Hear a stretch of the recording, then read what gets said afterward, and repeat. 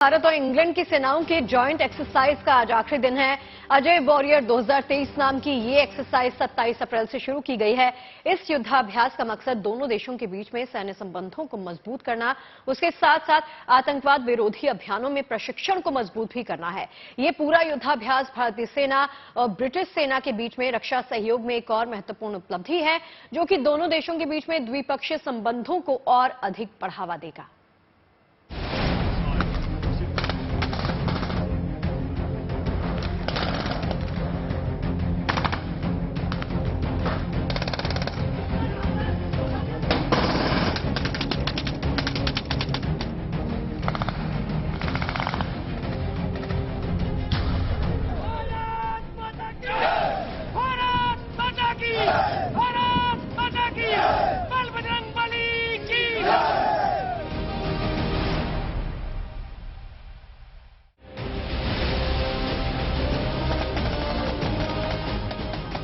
सात समंदर पार हिंद के जांबाज सैनिकों का ये शौर्य जमीन से लेकर आसमान तक पराक्रम को परखा जा रहा है। करीब 2 हफ्तों तक भारत के वीर सैनिकों ने ब्रिटेन के सेलिसबरी प्लेन ट्रेनिंग एरिया में ब्रिटिश सैनिकों के साथ ज्वाइंट मिलिट्री एक्सरसाइज को अंजाम दिया। इस युद्धाभ्यास में भारत की ओर से बिहार रेजिमेंट के सैनिकों ने हिस्सा लिया, तो यूनाइटेड किंगडम से 16 air assault brigade combat team और रॉयल गोरखा राइफल्स की 2nd बटालियन के सैनिक शामिल हुए। इस संयुक्त युद्धाभ्यास में दुश्मनों के खिलाफ सैन्य ऑपरेशन को अंजाम दिया गया। दोनों देशों के सैनिकों ने मिलकर इमारत में छिपे आतंकियों के खिलाफ ऑपरेशन चलाया।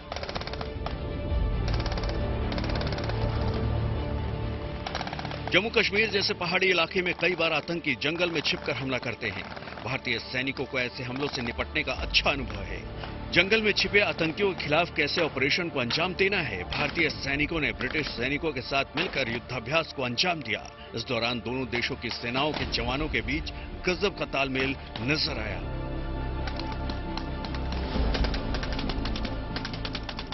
खास बात यह है कि इस बार भारतीय सैनिकों ने युद्धाभ्यास में स्वदेशी हथियारों और उपकरणों का इस्तेमाल किया। Has given an ideal platform for sharing the drills and best practices of operation in urban and semi-urban environment. And the exercise has achieved the desired level of outcomes and has set new standards of jointmanship and interoperability between both the armies. हम और British army एक साथ मिलकर urban और semi urban इलाके में काफी exercise किए, जिसे हमें एक दोनों के साथ मिलकर काफी कुछ सीखने को मिला। भारत और इंग्लैंड की सेनाओं के बीच हो रहे संयुक्त युद्धाभ्यास का ये 7वां एडिशन है। इस बार 27 अप्रैल से अजय वॉरियर एक्सरसाइज की शुरुआत हुई थी। 26 अप्रैल को वायुसेना के विमान C-17 से भारतीय सैनिक ब्रिज नॉर्टन पहुंचे थे। ये संयुक्त सैन्य अभ्यास हर 2 साल में एक बार होता है। एक बार इंग्लैंड में तो दूसरी बार भारत में आयोजित किया जाता है। इस अभ्यास का पिछला संस्करण अक्टूबर 2021 में उत्तराखंड के चौबटिया में आयोजित किया गया था। अजय वॉरियर एक्सरसाइज का मकसद दोनों देशों के बीच सैन्य संबंधों को बढ़ाना, एक दूसरे की युद्ध की बेहतरीन तकनीक को सीखना और एक साथ काम करने की क्षमता को बढ़ावा देना है।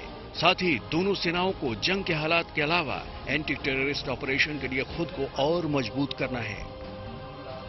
Purpose of this opportunity is to try and increase, of course, interoperability between the armies, but also to learn from each other. The British Army could learn from us, and of course, given the quality and experience of the British Army's planning processes, etc., there are things that our people could learn.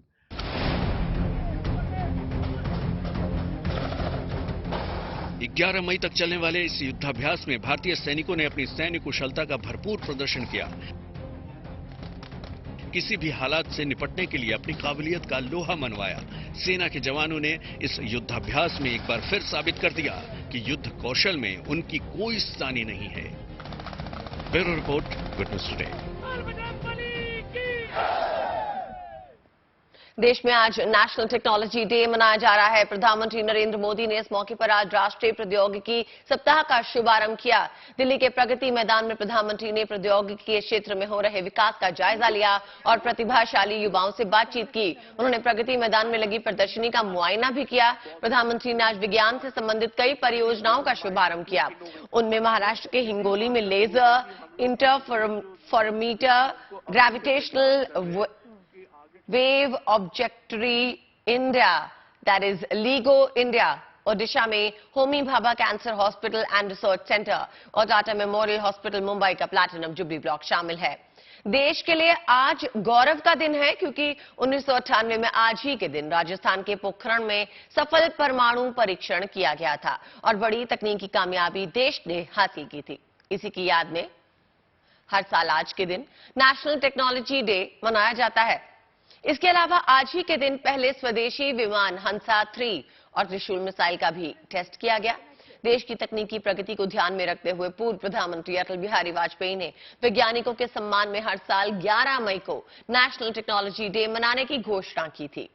परम आदरणीय प्रधानमंत्री विचार अनुसंधान की धरा में फल पोखरण परमाणु परीक्षण के 25 साल पूरे हो गए हैं। आज ही के दिन 1998 में भारत ने जैसलमेर के खेतोलोई में पोखरण रेंज से परमाणु टेस्ट कर दुनिया को चौंका दिया था। भारत की इस धमक को पूरी दुनिया ने सुना था, लेकिन क्या आप जानते हैं कि ये परमाणु परीक्षण जैसलमेर के खेतोलोई गांव के इलाके में ही क्यों किया गया? आज हम आपको इसकी वजह बताते हैं, इसकी कहानी दिखाते हैं। देखिए इनसाइड स्टोरी क्या कहती है।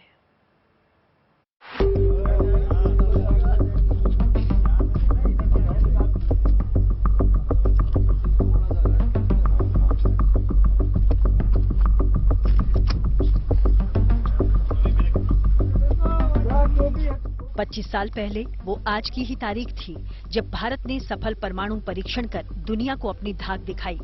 11 मई 1998 को जैसलमेर के खेतोलाई गांव में पोखरण रेंज से 3:45 पर भारत ने 3 अंडरग्राउंड न्यूक्लियर टेस्ट किए। 13 मई को 2 और टेस्ट हुए और इसके साथ ही भारत दुनिया के परमाणु संपन्न देशों की फेहरिस्त में शुमार हो गया था। इस परीक्षण को नाम दिया गया ऑपरेशन शक्ति। जैसलमेर का ये वही खेतोलाई गांव है जो भारत के शौर्य का गवाह बना। लेकिन क्या आप जानते हैं कि परमाणु परीक्षण के लिए खेतोलाई गांव का इलाका ही क्यों चुना गया? आखिर क्यों ये जगह परमाणु विस्फोट के लिए वैज्ञानिकों को मुफीद लगी? इसकी 2 वजह थी। एक तो कुदरती तौर पर यहाँ जमीन के अंदर तक दूर दूर तक पानी का न होना, और दूसरी रायलाइट चट्टानें जो कि न तो पानी का अवशोषण करती हैं और न ही पानी के बहाव में सहायक होती हैं।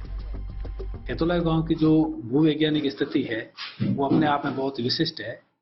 यहाँ पे जो धरती के नीचे जो पत्थर पाए जाते हैं जियोलॉजिकली वो राइलर्ट्स रॉक है, जो वोल्केनिक इरप्शन से यानी ज्वालामुखी के फूटने से बनी हुई चट्टानें हैं। और इन राइलर्ट रॉक्स की खासियत ये होती है कि इसमें पानी बिल्कुल ही कम मात्रा में मिलता है तो फ्रैक्चर जोन के अंदर ही मिलता है। ये एक बहुत बड़ा कारण था खेतोलाई के अंदर परमाणु परीक्षण करने का, क्योंकि ये खेतोलाई के आसपास वाला जितना भी इलाका है, फील्ड फायरिंग रेंज का जितना भी इलाका है, वो पूरा ड्राई है, सूखा है। वहाँ पे भूगर्भ का जो जल है वो बिल्कुल भी नहीं है। पानी का बहाव होने से परीक्षण के बाद रेडिएशन का खतरा बढ़ सकता था, इसलिए परमाणु वैज्ञानिकों को खेतोलाई जैसे इलाके की ही जरूरत थी जो बिल्कुल सूखा हो, जहां पानी का बहाव न के बराबर हो, ताकि विस्फोट के बाद रेडियो एक्टिव पदार्थ भूमिगत जल के जरिए भूजल को प्रदूषित न कर सके। वैज्ञानिकों ने सूझबूझ से एक ऐसे क्षेत्र को चुना था जो पूर्ण तरह से ड्राई माना जाता था, कि उसके अंदर भूमिगत जल की संभावना बिल्कुल ही न्यून थी। और इस गहराई तक वो गए थे लगभग जहाँ पे अगर जल मिल भी जाए थोड़ी बहुत मात्रा में तो भी रेडिएशन की कोई संभावना नहीं रही। खेतोलाई गांव में 2000 मीटर से ज्यादा गहराई पर भी पानी का नामो निशान नहीं है। आज भी खेतोलाई गांव के लोग पानी की समस्या से जूझ रहे हैं। आज भी इस गांव तक पानी पाइपलाइन के जरिए आता है। ये जल की जो किल्लत थी ये वहाँ के वासिंदे पहले भी भोगा करते थे। अभी भी वर्तमान में भी जो खेतोलाई गांव है वहाँ का लोकल सोर्स कुछ भी नहीं है, बाहर से पानी आता है। ग्रामीण जन या तो इंदिरा गांधी कैनाल के पानी से अपना प्यास बुझाते हैं या लाठी गांव से जो पानी की आपूर्ति हुआ करती थी नलकूपों से, उससे 1998 में परमाणु परीक्षण के बाद खेतोलाई गांव का नाम सुर्खियों में आ गया। इस परमाणु परीक्षण को इतने गोपनीय तरीके से अंजाम दिया गया कि अमेरिकी इंटेलिजेंस एजेंसियों को भनक तक नहीं लगी थी। खेतोलाई को पानी न होने का वरदान पूरी दुनिया में इसे एक ऐसी पहचान दिला गया जो कभी मिट नहीं सकती। जैसलमेर से विमल भाटिया के साथ bureau report, good news today. और अब बात धरती के देवदूतों की। आपदा में तो एनडीआरएफ के जवान अक्सर देवदूत बनकर लोगों को बचाते देखे गए हैं, लेकिन एनडीआरएफ लोगों को आपदा से लड़ने के लिए तैयार करती है। आने वाले मॉनसून सीजन को देखते हुए एनडीआरएफ ने वाराणसी में एक विशेष अभियान चलाकर लोगों को जागरूक और प्रशिक्षित किया, ताकि वो बाढ़ बारिश में डूबने से खुद को बचा सके और दूसरों की जान भी बचा सके।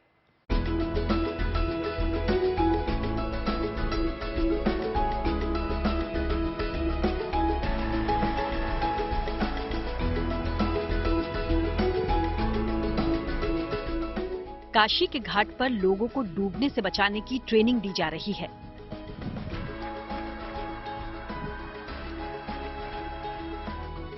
डूबे हुए पीड़ित के शरीर से पानी निकालने की तकनीक सिखाई जा रही है। सीपीआर देना सिखाया जा रहा है।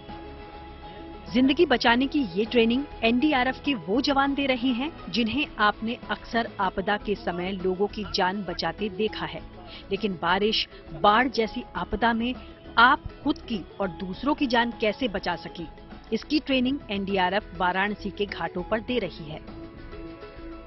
बुधवार को एनडीआरएफ ने वाराणसी के राजघाट पर सामुदायिक जागरूकता कार्यक्रम चलाया, जिसमें पुलिस, मल्लाहों के साथ साथ स्थानीय लोगों ने बढ़ चढ़कर हिस्सा लिया। बनारस के अलग अलग घाटों में कम्युनिटी अवेयरनेस प्रोग्राम चलाया जा रहा है, ताकि अभी जैसा मानसून के समय में आ रहा है, मानसून के समय में लोगों को कैसे सुरक्षित बचाया जा सके। अगर बनारस में देखिए अलग अलग घाटों पर ड्राउनिंग केस होते रहती है आए दिन, क्योंकि बनारस में लाखों श्रद्धालुओं का आना जाना लगा रहता है। तो इसलिए आज यहाँ पर राजघाट पे कम्युनिटी अवेयरनेस प्रोग्राम चलाया गया। इस मुहिम के दौरान घरेलू संसाधनों से तैरने वाले उपकरण बनाने की जानकारी दी गई। अलग अलग तरीके से टेक्निक सिखाया गया। लोकल संसाधन के माध्यम से अगर हमारे पास कुछ भी ना हो तो उसको किस तरह से इस्तेमाल करके जो भी व्यक्ति डूब रहा है उसे हम कैसे सुरक्षित निकाल सकते हैं। इनकेस अगर कोई व्यक्ति डूब गया है, अनकॉन्शियस हो गया है, बेहोशी की हालत में है, तो उसे कैसे हम सीपीआर देके उसको पुनर्जीवित कर सकते हैं। ये सारी ट्रेनिंग जो है लोकल लोगों को यहाँ दिया गया। देवनगरी काशी में बड़ी संख्या में श्रद्धालु आते रहे हैं। पूजा अर्चना के लिए घाटों पर भी जाते हैं, बोटिंग करते हैं। इस दौरान कई बार डूबने की घटनाएं भी होती हैं। लिहाजा आने वाले मानसून सीजन में इस तरह की घटनाओं से निपटने के लिए एनडीआरएफ काशी के सभी घाटों पर जीवन रक्षा मुहिम चला रही है, ताकि हर एक जिंदगी सुरक्षित रखी जा सके। वाराणसी से रोशन जायसवाल के साथ bureau report, good news today. देखिए, मौसम की आंख मिचौली के बीच में केदारनाथ और बद्रीनाथ में आस्था का सैलाब उमड़ पड़ा है। प्रशासनिक आंकड़े ये बता रहे हैं कि जहां केदारनाथ में मात्र 15 दिन में 2 लाख से ज्यादा श्रद्धालु पहुंचे, तो वहीं बद्रीनाथ धाम में करीब 1.5 लाख श्रद्धालुओं ने दर्शन किए। आस्था की तीसरी तस्वीर सिखों के पावन तीर्थ हेमकुंड साहिब से आ रही है। यहां 20 मई को कपाट खुलने हैं। उससे पहले बर्फ हटाने का काम तेजी के साथ यहां पर जारी है।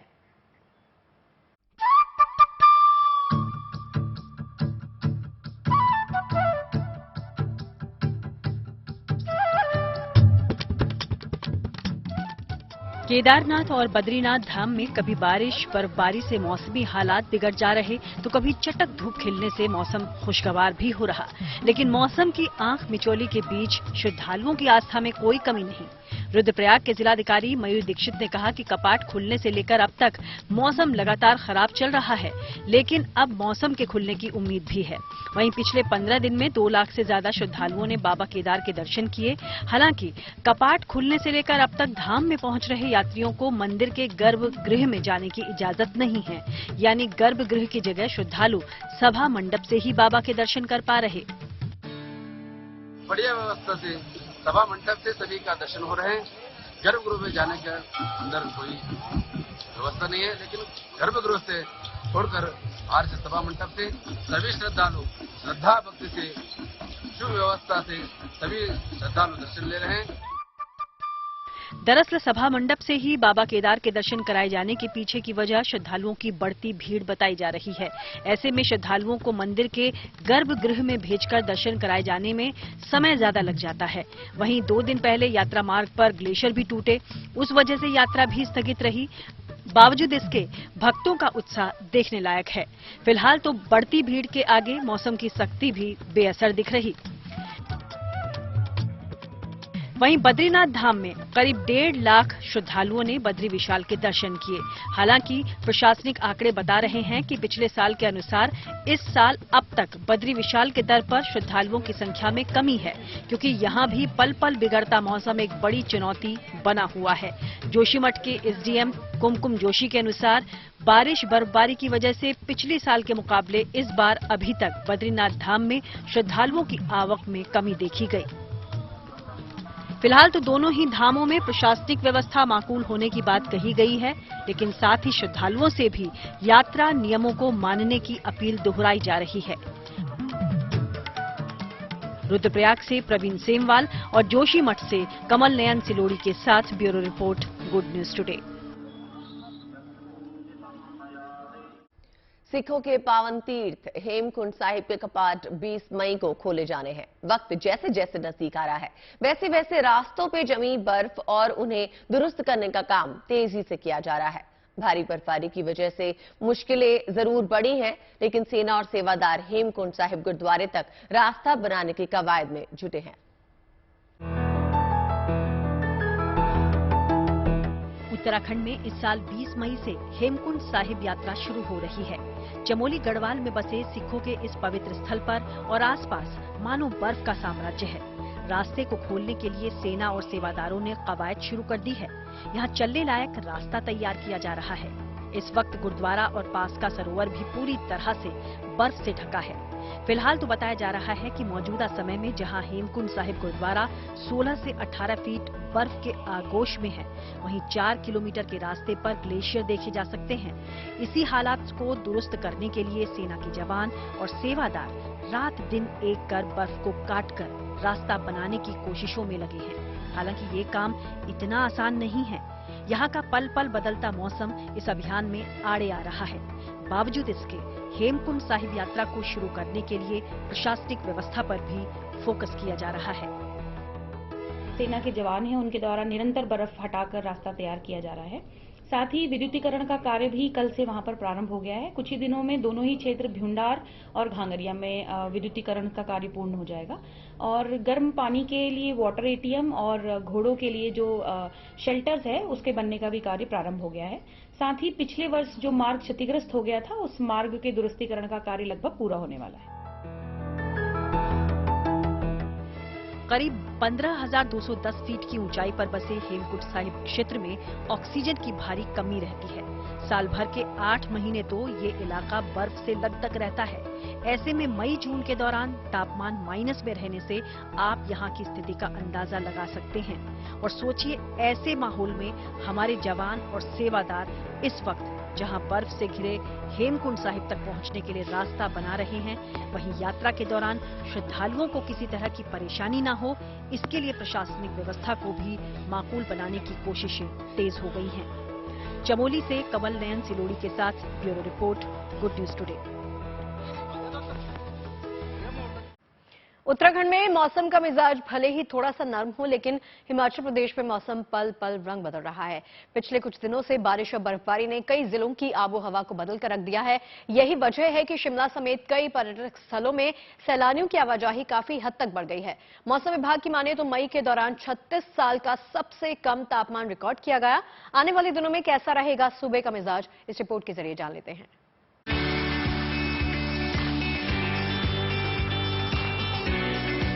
मई के महीने में पूरे हिमाचल प्रदेश में बारिश और ऊंचाई वाले इलाकों में बर्फबारी हो रही।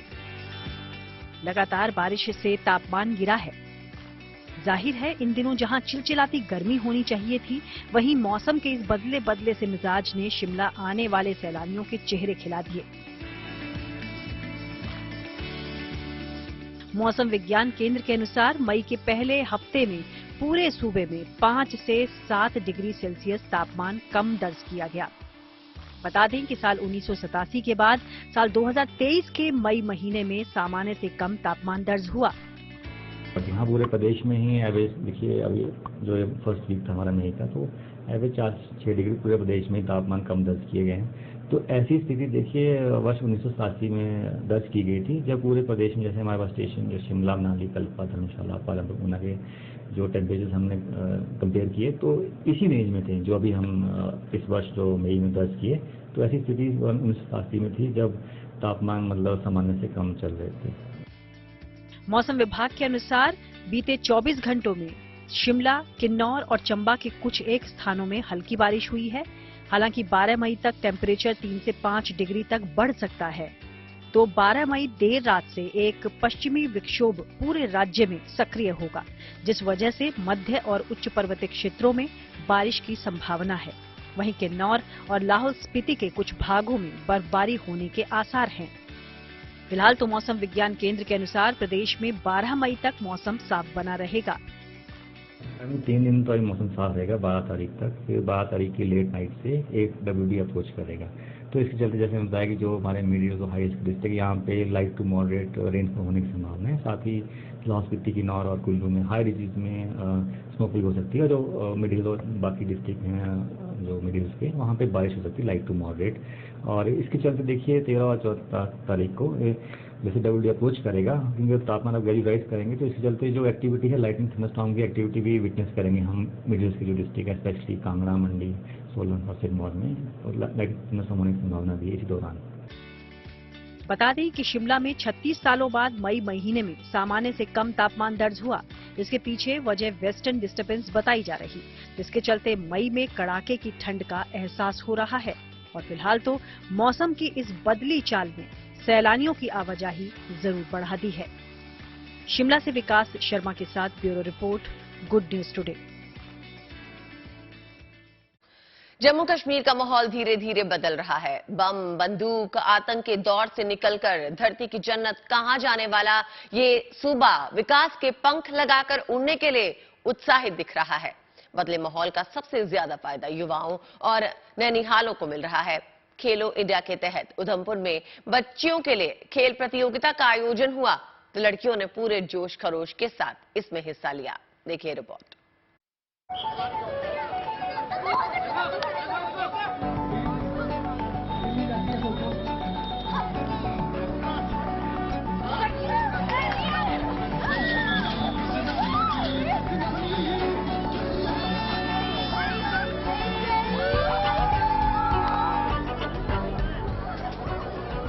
जम्मू कश्मीर में जैसे जैसे हालात सामान्य हो रहे हैं, यहाँ के लोगों की वर्षों तक दबी रही हसरतें भी हिलोर मार रही हैं।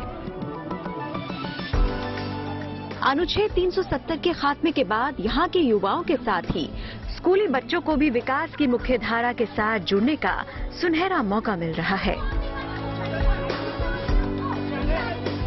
इसकी शानदार मिसाल देखने को मिली उधमपुर जिले में, जहां डिस्ट्रिक्ट यूथ सर्विसेज और स्पोर्ट्स डिपार्टमेंट ने बच्चों के लिए कई तरह की खेल प्रतियोगिताओं का आयोजन किया। खेलो इंडिया प्रोग्राम के तहत छात्राओं में छिपे स्पोर्ट्स टैलेंट को उभारने के मकसद से आयोजित इस प्रतियोगिता में नौनिहालों का उत्साह 7वें आसमान पर दिखा। आज हम अपने यहाँ पे प्रधानमंत्री की वजह से यहाँ तक पहुँच पाए हैं। कबड्डी और खो खो खेलने आ रहे हैं और यहाँ पे हमने बहुत डिसिप्लिन देखा और बहुत अच्छी तरीके से देखा कि कैसा खेला जाता है, और हमें बहुत ही मजा आ रहा है यहाँ पे खेलने में। दरअसल बदले हालात में जम्मू कश्मीर के युवाओं और छात्र छात्राओं को इस बात का एहसास शिद्दत से हो गया है कि अलगाववाद और आतंकवाद का नामुराद साया उनके सुनहरे भविष्य पर खतरनाक ग्रहण की तरह था। यही वजह है कि खेलो इंडिया के तहत उधमपुर में अंडर 14 खेल प्रतियोगिताओं का आयोजन किया गया। तो 24 स्कूलों की करीब 300 छात्राओं ने पूरे उत्साह, उमंग के साथ हिस्सा लिया। यहाँ खो खो, वॉलीबॉल, कबड्डी और रस्साकशी जैसी कई खेल प्रतियोगिताएं आयोजित की गई। पहले लड़कियों को बाहर नहीं जाने देते थे, उनके पास स्पोर्ट्स नहीं होते थे, बट आज मैं देख रही हूँ कि हम लड़कियाँ आगे बढ़ रही हैं और मुझे लग रहा है ये प्लेटफॉर्म बहुत अच्छा है एक स्पोर्ट्स खेलने के लिए। और हमारे जो प्रधानमंत्री हैं वो भी हमारी बहुत मदद कर रहे हैं, वो लड़कियों के बारे में सोच रहे हैं, वो बहुत अच्छी है और वो मुझे खुश करती है दिल से कि मैं आगे बढ़ पा रही हूँ। अनुच्छेद 370 के दौर में इस तरह की स्पोर्ट्स एक्टिविटीज छात्राओं के लिए दूर की कौड़ी थी, लेकिन आज ये बच्चियां खुलकर अपने सपनों को उड़ान दे रही हैं। सरकार की भी कोशिश यही है कि जम्मू कश्मीर को देश के विकास की मुख्य धारा से जोड़ा जाए, ताकि युवाओं को सपने देखने और उसमें हकीकत का रंग भरने का मौका मिल सके। Bureau report, good news today. Jammu Kashmir लिए चलते हैं। जम्मू कश्मीर के राजौरी में इन दिनों घर घर टैप वाटर पहुंचाने का काम तेजी के साथ जारी है। पहाड़ी इलाकों में जेसीबी की मदद से खुदाई करके पाइपलाइन बिछाई जा रही है। देखिए घर घर पानी पहुंचाने की इस मुहिम को कैसे पूरा किया जा रहा है।